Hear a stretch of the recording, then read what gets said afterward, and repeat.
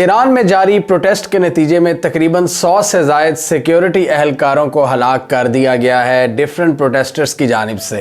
और ईरान ने डिक्लेयर कर दिया है कि ये जो हमले किए जा रहे हैं सिक्योरिटी फोर्सेस पर, ये दहशतगर्दाना हमले हैं और फौरन इंटरवेंशन हमें क्लियरली नज़र आ रही है। आज की इस वीडियो में हम डिस्कस करेंगे ईरान के प्रोटेस्ट और उससे इमर्ज होती हुई सूरत हाल, अमेरिका और ईरान की इस वक्त कैसी लफ्जी जंग जारी है और इसके पीछे पॉसिबली कौन से हाथ हैं, और साथ ही हम पैरेलल में देखेंगे सऊदी अरब और यूएई का जो डिस्प्यूट है उससे किसको नुकसान पहुंच रहा है और किसको फायदा पहुंच रहा है। और तुर्की के हवाले से जो हमने एक्सप्लेन किया था इस वीडियो में कि वो सऊदी अरब के साथ एक मिलिट्री इत्तेहाद चाहते हैं क्योंकि उन दोनों के जो मफादात हैं वो कन्वर्ज कर रहे हैं, जिसमें पाकिस्तान भी किसी हद तक पार्ट होगा, और उस हवाले से तस्दीक कर दी है ब्लूमबर्ग ने। उस डेवलपमेंट को भी हम देखेंगे और खित्ते में ऑन गोइंग पैरेलल सिचुएशंस, और जानने की कोशिश करेंगे कि ईरान में इस वक्त जो रिजीम चेंज की कोशिशें की जा रही हैं वो किस हद तक कामयाब हो सकती हैं, क्या चांसेस हैं उसके।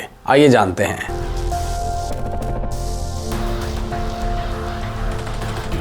ईरान की सिचुएशन की बात करें तो पूरा मगरबी मीडिया तो आपको यही बता रहा है कि ईरान में सब ख़त्म हो गया है और जो करंट रिजीम है उसका भी खात्मा बहुत करीब है। ईरान के सुप्रीम लीडर रूस जाने की तैयारी कर चुके हैं और अब वो रूस में पनाह लेंगे। इजराइल ईरान को अमेरिका की मदद से एक आखिरी ज़रब लगाने जा रहा है और ईरान का खात्मा हो जाएगा। ऐसा नैरेटिव आपको सुनने को मिल रहा है और इंटरेस्टिंगली उन चीज़ों को एम्पलीफाई किया जा रहा है जो मगरबी कैपिटल्स में हो रहा है ईरान के ख़िलाफ़। डेफिनेटली अगर जो चीज़ यूके में हो रही है ईरान के ख़िलाफ़, वो आप ये नहीं कह सकते कि वो ईरान में हो रही है या वो ईरान के लोगों के सेंटिमेंट की तर्जुमानी करती है 100%। सोसाइटी का कुछ तबका तो हो सकता है जो उसमें जेन्युइनली इंटरेस्टेड होगा, लेकिन बहुत सी पेड एक्टिविटीज़ भी होती हैं और लोगों को पैसा देकर भी लाया जाता है। तो ये हमने देखा कि मगरबी मीडिया ने इस सीन को बड़ा आइकॉनिक करार दिया कि देखो बरतानिया में ईरानियन एम्बेसी के बाहर ईरान के झंडे को किस तरह गिराया जा रहा है। फिर एलन मस्क की बात करें, उन्होंने वहां पर ईरान का एक दूसरा झंडा पेश किया और एक ज़बरदस्त किस्म की हाइब्रिड वॉरफेयर, एक प्रोपेगेंडा वॉरफेयर हमें नज़र आ रही है मगरबी मीडिया के अंदर, और मगरब जो नैरेटिव बनाने की कोशिश कर रहा है ईरान के ख़िलाफ़। जबकि ईरान के अंदर की सिचुएशन की बात करें तो वहाँ प्रोटेस्ट में कुछ कमी आई है और ईरान ने 3-4 दिन तक जो इंटरनेट का ब्लैकआउट किया हुआ था उसमें भी उन्होंने नरमी की है, और अब सुनने में आ रहा है कि आहिस्ता आहिस्ता इंटरनेट भी खुल रहा है, जिससे ये पता चल रहा है कि हालात एक बार फिर ईरान के कंट्रोल में आ रहे हैं। हमने ये भी देखा कि ईरान में एलन मस्क और डोनाल्ड ट्रंप की जानिब से आवाम को इंटरनेट प्रोवाइड करने की कोशिश की गई स्टारलिंक की शक्ल में, यानी इंटरनेट बैन है तो हम आपको इंटरनेट प्रोवाइड करेंगे। इस हवाले से डोनाल्ड ट्रंप ने कहा कि एलन मस्क की बड़ी एक्सपर्टीज़ है, तो वो भी रिपोर्टेडली ईरान की हुकूमत ने उसके लिंक्स डाउन कर दिए हैं और स्टारलिंक को फ़ाल नहीं होने दिया। यानी मेक श्योर किया है कि जब हम इंटरनेट प्रोवाइड करना चाहेंगे आवाम को तभी उन्हें मिले, ये स्टारलिंक वगैरह के ज़रिए लोग एक्सेस हासिल ना कर लें। ईरान इसराइल वॉर के बाद हमने देखा था कि ईरान ने अपनी सैटेलाइट कम्युनिकेशन टेक्नोलॉजी चेंज कर ली थी, ट्रांसफ़र कर लिया था अपने आप को अमेरिकन सिस्टम से चाइनीज सिस्टम की तरफ। जीपीएस से बेडू सैटेलाइट नेविगेशन सिस्टम की तरफ वो मुंतकिल हो चुके हैं और वो जितने भी अमेरिकन सिस्टम्स हैं उनसे निकलने की कोशिश कर रहे हैं, क्योंकि उनके ख्याल में जीपीएस ने अहम किरदार अदा किया है बहुत से ईरानियन ऑफिशियल्स की लोकेशन बताने में, जिसके ज़रिए इसराइल ने उनको पिन पॉइंट करके टारगेट किया है और अब वो अमेरिकन सिस्टम से निकल रहे हैं और चाइनीज सिस्टम्स को अडॉप्ट कर रहे हैं। क्योंकि जीपीएस ग्लोबल पोजीशनिंग सिस्टम के हवाले से एक बहुत ही अहम एंटिटी बन गया था जिसको सारी दुनिया ने अडॉप्ट किया था, और उसके बाद आहिस्ता आहिस्ता हम देख रहे हैं कि चाइनीज़ अपनी टेक्नोलॉजी के साथ आ रहे हैं और ऑल्टरनेटिव प्रोवाइड कर रहे हैं दुनिया को, चाहे ये ग्लोबल पोजीशनिंग सिस्टम हो, ये नेविगेशन सिस्टम हो, सैटेलाइट टेक्नोलॉजी हो या फिर टेलीकम्युनिकेशन सिस्टम्स हों। हर जगह पर चाइनीज़ अमेरिका का ऑल्टरनेटिव पेश कर रहे हैं दुनिया को, और ईरान और पाकिस्तान बहुत से लोग चाइनीज़ सिस्टम्स को अडॉप्ट कर रहे हैं। स्टारलिंक भी एलन मस्क की एक कोशिश है और इनकी हुकूमतों के साथ मिलकर के जहां पर अमेरिकन मुखालिफ हुकूमतें हैं वहां के लोगों को डायरेक्ट एक्सेस दी जाए। अगर हुकूमत इंटरनेट बंद करती है तो ईरान ने इसको किसी हद तक फेल किया है, जो कि बहुत बड़ी कामयाबी है। और ईरान की हुकूमत ने क्लियरली कह दिया है कि ये जिस तरह टारगेट किया जा रहा है हमारे सिक्योरिटी ऑफिशियल्स को, ये दहशतगर्दी है, और डोनाल्ड ट्रंप के जो बयानात हैं वो दहशतगर्दों को मज़ीद तकवीत फराहम कर रहे हैं और उसकी वजह से वो मज़ीद पम्प अप हो रहे हैं।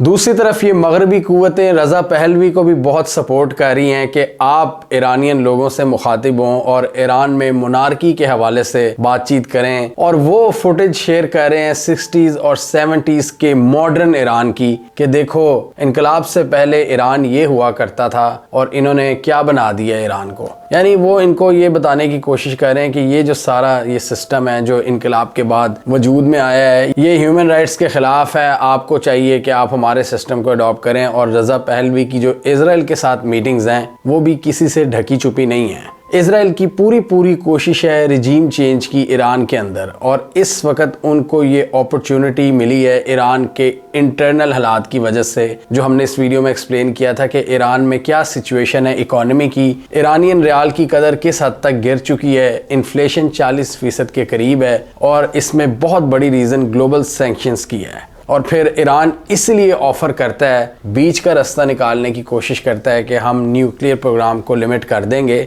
आप सैंक्शंस हम पर से हटाओ। और मसूद पेज़ेश्किन के हवाले से यही मशहूर है कि ये ईरान यूएस न्यूक्लियर डील के हामी हैं और लोगों को रिलीफ प्रोवाइड करना चाहते हैं। इन्होंने इस प्रोटेस्ट के दौरान भी थ्रू आउट अपने जो हुकूमती इदारे हैं उनसे रिक्वेस्ट की है कि जो प्रोटेस्टर्स हैं उनसे बातचीत की जाए और इन पर हाथ नरम रखा जाए। लेकिन अब हम देख रहे हैं कि ईरानियन हुकूमत की भी आंखें खुल रही है। वो देख रहे हैं कि जिस तरह अटैक्स किए जा रहे हैं गवर्नमेंट बिल्डिंग्स पर और लोगों को उकसाया जा रहा है, बाहर से बहुत सी आवाज़ें लोगों को पंप कर रही हैं सोशल मीडिया पर, और सिक्योरिटी ऑफिशियल्स को टारगेट किया जा रहा है। 100 से ज़ायद जो सिक्योरिटी ऑफिशियल्स हैं उनको हलाक किया गया है। और ईरान ने इस हवाले से एक सोग का दिन रखा है कि हम अपने शहीदों की जो मौत है उसका गम मनाएंगे। तो इस लेवल तक चीज़ें मतलब चली गई थी, लेकिन अब देखने को मिल रहा है कि ये सब कुछ कूल डाउन हो रहा है। यहाँ पर क्लियरली इजराइल की एक क्लियर ख्वाहिश नज़र आती है कि ईरान में रजीम चेंज हो जाए। उनके ख्याल में हमने जितनी ज़रबें लगाई हैं ईरान को आज से 4-5 माह पहले, ये जो जून में जंग हुई थी जिसमें टॉप साइंटिस्ट को निशाना बनाया, टॉप मिलिट्री ऑफिशियल्स को, इंटेलिजेंस के लोग मारे हैं, IRGC के ऑफिशियल्स मारे हैं, ईरान की न्यूक्लियर और मिलिट्री साइट्स पर हमला किया है, तो ये एक आइडियल अपॉर्चुनिटी है कि एक वीक हुकूमत को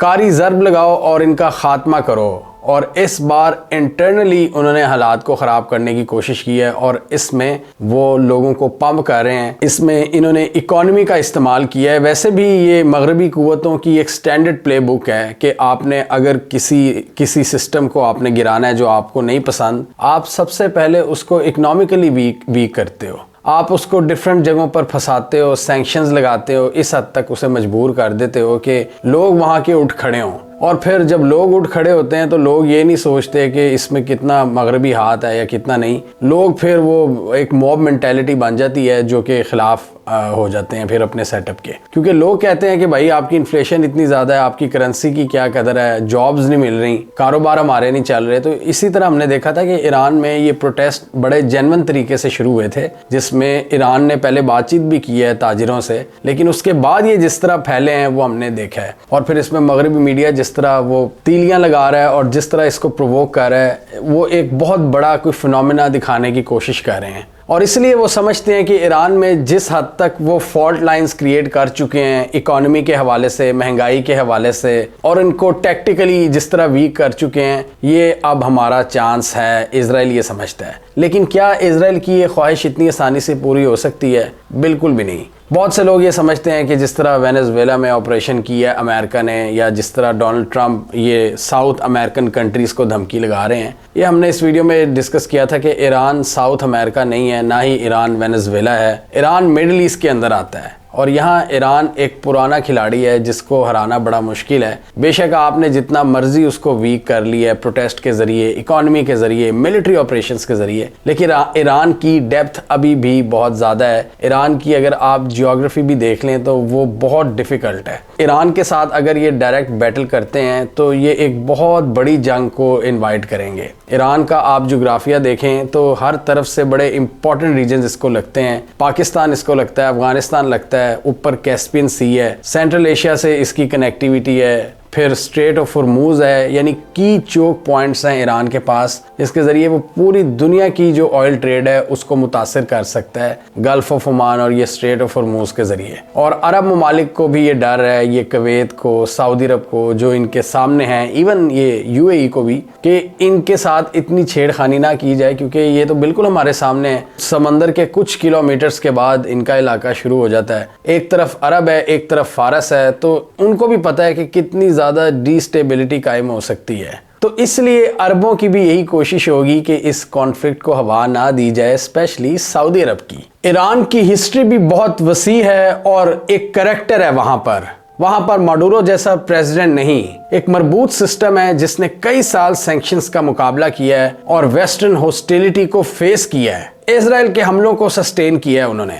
और ये भी हमें पता है कि ईरान इराक या सीरिया नहीं है। इराक को तो इन्होंने बाय फोर्स मिलिटरीली जिस तरह भी इन्होंने ध्वंस के साथ इस पर कब्जा किया, वहाँ पर हुकूमत चेंज की सद्दाम की, उसका भी साइज़ बहुत छोटा था। सीरिया का साइज़ भी बहुत छोटा था और सीरिया के पास भी कोई ज़्यादा डेप्थ नहीं थी। सीरिया के एक तरफ तो इजराइल था जो ऑलरेडी कॉन्टीन्यूसली उनको वीक कर रहे थे, लेकिन ईरान एक डिफरेंट बॉल गेम है।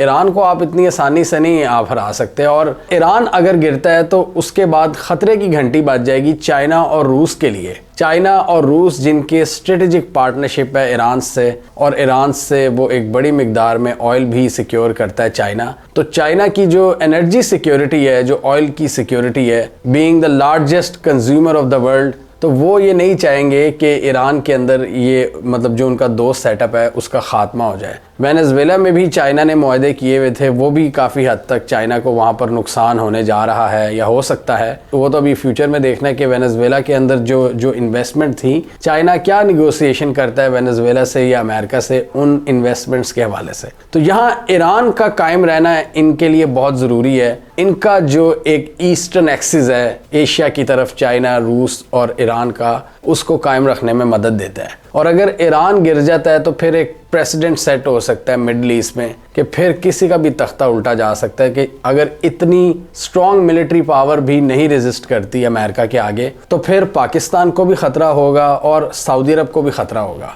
और सऊदी अरब की स्ट्रेटजी हमने इस वीडियो में एक्सप्लेन की थी, वो क्या थी? स्टेबिलिटी। सऊदी अरब को चाहिए स्टेबिलिटी। तुर्की भी देख रहा है कि जितना अनस्टेबल एनवायरनमेंट एक बन रहा है वो भी सऊदी अरब के करीब हो रहे हैं। और अब तो ब्लूमबर्ग ने भी कह दिया है कि तुर्की, सऊदी अरब और पाकिस्तान ये एक मिलिट्री अलायंस में जा रहे हैं, क्योंकि इसमें बहुत से जो मफादात हैं वो कन्वर्ज होते हैं इन तीनों ममालिक के। सऊदी अरब ने जिस तरह यमन के अंदर एसटीसी को निकाला है 6 दिनों के अंदर, वो दुनिया में एक एग्जाम्पल के तौर पर पेश किया जा रहा है कि सऊदी अरब स्टेबिलिटी के लिए कितना सीरियस हो सकता है। और सऊदीज यहाँ पर ईरानियन इंटरेस्ट के नहीं बल्कि अमाराती इंटरेस्ट के खिलाफ काम कर रहे हैं, और अमारातीस का इंटरेस्ट इस वक्त ज़्यादा इजराइल के साथ अलाइन करता है और इजराइल का इंटरेस्ट ईरान के साथ टकराव में आता है। तो यहाँ से पता चलता है कि सऊदी अरब के जो कुछ रीसेंट एक्शंस हुए हैं वो ईरान के हक में जाते हैं, चाहे वो यमन के अंदर एसटीसी को हिट करना हो या सोमालीलैंड की पॉलिसी। ये दोनों पॉलिसी सऊदी अरब की यूएई और इजराइल के खिलाफ जाती हैं, और चाइना ने भी ओपनली कह दिया है, तुर्की ने भी कह दिया है। तुर्की, चाइना और सऊदी अरब का जो इस वक्त स्टैंस है इस रीजन के हवाले से वो सिमिलर है। और ये भी इतलात आई थी कि एसटीसी का कमांडर यमन से भागा है बाबुल मंडब स्ट्रेट को क्रॉस करके, और पनाह कहाँ ली है? सोमालीलैंड में, जहाँ पर यूएई और इजराइल ने मिलकर बेसिस बनाई हैं और वहाँ के सेपरेटिस्ट के साथ इनके कनेक्शंस हैं। सोमालीलैंड जिसके हवाले से तुर्की और चाइना का क्लियर स्टैंस आ चुका है कि सोमालिया की टेरिटोरियल इंटेग्रिटी की रिस्पेक्ट की जाए। तो यहाँ से हमें पता चलता है कि सऊदीज ने जो एक्शंस लिए हैं वो ईरान के इंटरेस्ट से भी किसी हद तक अलाइन करते हैं। इसको आप बाय चांस भी कह सकते हैं या कोई म्यूचुअल स्ट्रेटजी, लेकिन म्यूचुअल स्ट्रेटजी का इतना चांस नहीं। इसमें इनके जो इंटरेस्ट हैं वो बाय चांस और टाइमिंग ऐसी है कि वो कन्वर्ज करते हैं। और यूएई और सऊदी अरब के इख्तिलाफात खुलकर सामने आए, जिसको हमने इस वीडियो में एक्सप्लेन किया था। तो इस वक्त अगर हम पूरी सिचुएशन को देखें, ट्रंप का वेनेजुएला पर अटैक और यूएस की इस इलाके से निकलने की स्ट्रेटजी जो 2019-20 में शुरू हो चुकी थी, वो भी ट्रंप ने शुरू की थी, तो उससे क्या पता चलता है कि यूएस का इंटरेस्ट इन इलाकों में कम हो रहा है हमारे रीजन में। और हमारे रीजन में जो प्लेयर्स हैं वो अब खुद इंडिपेंडेंट फैसले करना शुरू हो गए हैं और वो अपने अलायंसेस बना रहे हैं, चाहे इजराइल ग्रीस या साइप्रस के साथ बना रहा हो, या फिर सऊदी अरब पाकिस्तान और तुर्की के साथ बना रहा हो, या फिर यूएई इजराइल के साथ बना रहा हो। तो यहाँ पर अमेरिका की कम होती हुई एक्टिविटी इन सारे प्लेयर्स को एक बार फिर एक्टिवेट कर रही है। और अब थोड़ा सा तो आप देखेंगे ये आपस में लड़े मरेंगे और नई इक्वेशन सेट करने की कोशिश करेंगे जब अमेरिका इस रीजन से निकलकर वेस्टर्न हेमिस्फेयर पर ज़्यादा फोकस करने की तैयारी कर रहा है। और उसकी उसने झलक दिखा दी आपको वेनेजुएला के अंदर। और इसलिए फिर यहाँ पर कुछ लोगों का ये भी ख्याल है कि ईरान के हवाले से अमेरिका या ट्रम्प इस वक्त वो वाला इंटरेस्ट नहीं लेंगे जो पहले कभी उनको हुआ करता था रजीम चेंज के हवाले से। ईरान ने भी पैगाम दे दिया कि हम जंग के लिए भी तैयार हैं, डायलॉग के लिए भी तैयार हैं, आप बात कर लें। और याद करें अमेरिका ही बातचीत कर रहा था जब इजराइल ने इन पर बमबारी शुरू कर दी ईरान पर। तो कहीं ना कहीं से लगता है कि अमेरिका और इजराइल की ईरान के हवाले से स्ट्रेटजी 100% अलाइन नहीं करती।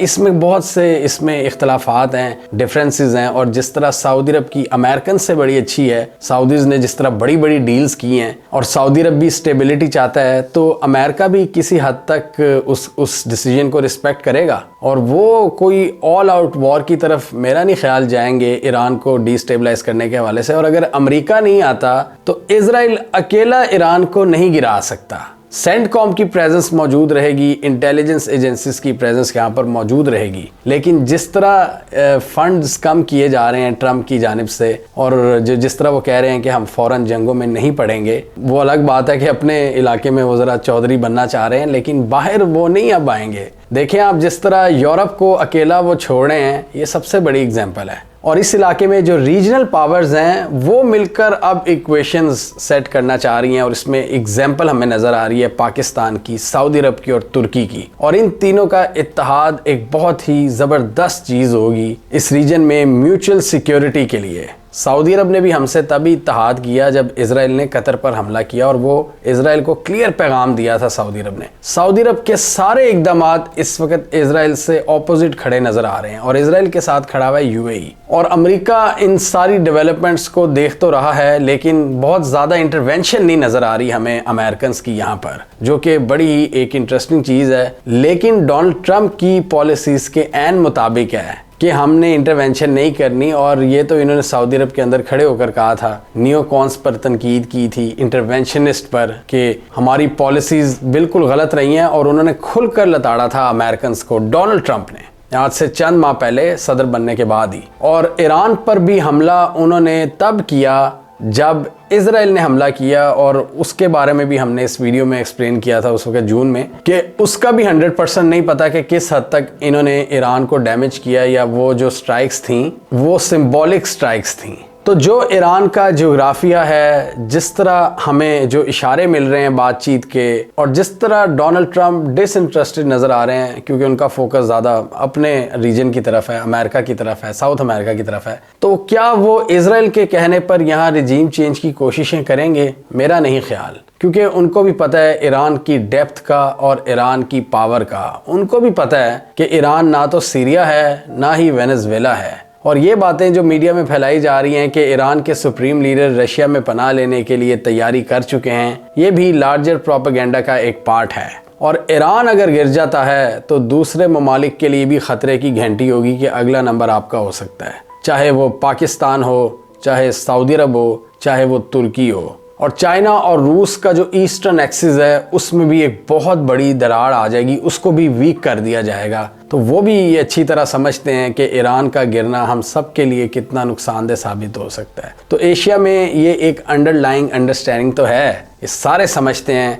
चाहे चाइना हो, चाहे रूस हो, चाहे पाकिस्तान हो, चाहे सऊदी अरब हो, चाहे तुर्की हो, कि ईरान के बचने में ही हमारी लॉन्ग टर्म स्ट्रेटेजिक स्टेबिलिटी है। हमने इस वीडियो में एक्सप्लेन किया था कि पहले सऊदी अरब और तुर्की जो ईरान के इन्फ्लुएंस को कम करना चाहते थे, आज वो दोनों ईरान से बातचीत करने पर जोर देते हैं। और दोनों का इंटरेस्ट यही है कि ईरान से बातचीत की जाए, जो कि इजरायली इंटरेस्ट के ऑपोजिट है। अगेन सऊदी अरब और तुर्की दोनों सीरिया में भी स्टेबिलिटी चाहते हैं, और इजराइल सीरिया को डिवाइड एंड रूल करना चाहता है। और सूडान में भी यूएई की जो पॉलिसी थी कि हमीती को सपोर्ट करना है, सऊदी अरब वहाँ पर भी इनके सामने खड़ा हो गया है। तो सूडान, सोमालिया, यमन, सीरिया, इन सब जगहों पर सऊदी अरब इजराइल के मुखालिफ खड़ा हुआ नज़र आता है। सऊदी अरब का पैसा, पाकिस्तान की न्यूक्लियर पावर और तुर्की की एडवांस मिलिट्री टेक्नोलॉजी, ये तीनों मिलकर वंडर्स क्रिएट कर सकते हैं। और अभी हमने रिसेंटली देखा है टर्की से हमने एडवांस वॉरशिप्स हासिल की हैं। टर्की, पाकिस्तान और सऊदी अरब दोनों ममालिक में ड्रोन फैसिलिटीज़ लगा रहा है और इन तीनों ममालिक का इत्तेहाद एक खूबसूरत इम्तजाज हो सकता है तजर्बे, पैसे और टेक्नोलॉजी का, जो अमेरिकन रिट्रीट के बाद वेस्ट एशिया में सिक्योरिटी की नई डायनामिक्स क्रिएट कर सकता है। हमें कमेंट सेक्शन में बताइए आपके ख्याल में इजराइल की जो ख्वाहिशात हैं अमेरिका के लेस इंटरेस्ट के होते हुए, क्या वो ईरान में रिजीम चेंज ऑपरेशन कर सकते हैं उस वक्त जब वो समझ रहे हैं कि ईरान इस वक्त वीक है इकोनॉमिकली और मिलिटरीली? या आपके ख्याल में जो रीजंस हमने बताई हैं, ईरान की डेप्थ और हिस्ट्री, ईरान में रिजीम चेंज तकरीबन नामुमकिन है?